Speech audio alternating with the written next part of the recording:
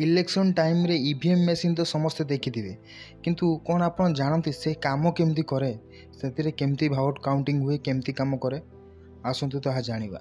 जेतेबेले EVM machine नथिला सेतेबेले बहुत प्रकार scam हुए। सेतेबेले हमकु मोहर मारी दबाकू पड़े गोटे बॉक्स भितर भोट। से भोट रे बॉक्स भितर जदि किए काली ढाली देला ताहाल से पूरा गला। जदि मोहर मारू मारू टिके एपट सेपट हो गला ताहाल से भोट टोटाल गला। ईवीएम मेसीन 1990 रे प्रथमे आसिला। फास्ट इलेक्शन रे यूज हैला केरला रे। ईवीएम मेसीन रो फुल फॉर्म होची इलेक्ट्रॉनिक वोटिंग मेसीन। गोटे ईवीएम मेसीन 2 रु 3 थर व्यवहार हुए। ईवीएम मेसीन चलवा पाई 3टी मेसीन रो साहाय्य पड़े। गोटे होची ईवीएम मेसीन, गोटे होची वीवीपीएटी मेसीन, आ गोटे होची कंट्रोल यूनिट मेसीन। ए ईवीएम मेसीन चलवा पाई कौन सी इलेक्ट्रिक वायर सहित कनेक्शन हुए नहीं ना ये ब्लूटूथ सहित कनेक्शन हुए ना ये वाईफाई सहित कनेक्शन हुए। कौन सी नॉर्मल केबल द्वारा ये कनेक्शन हुए नहीं।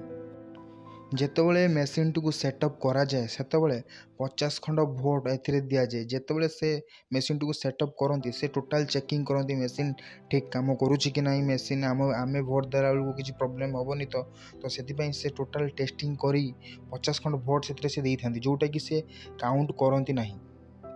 ईवीएम मेसीन टी इंडिया रे बना जाए बाहर देश को रप्तानी मध्य हुए। जमीती कि नेपाल, भूटान, केनिया, पाकिस्तान एसबू मध्य को आम इंडिया मेसीन मध्य पठाए।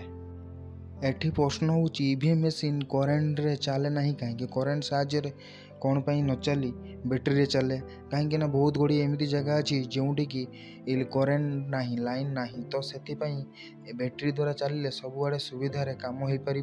से बैटरी चल करेन्ट आवश्यक न हो बैटरी चलता है। ओल्ड ईवीएम मेसीन रे 3840 भोट दे होतला। वर्तमान एबे नुआ ईवीएम मेसीन रे मात्र 2000 भोट दे होची।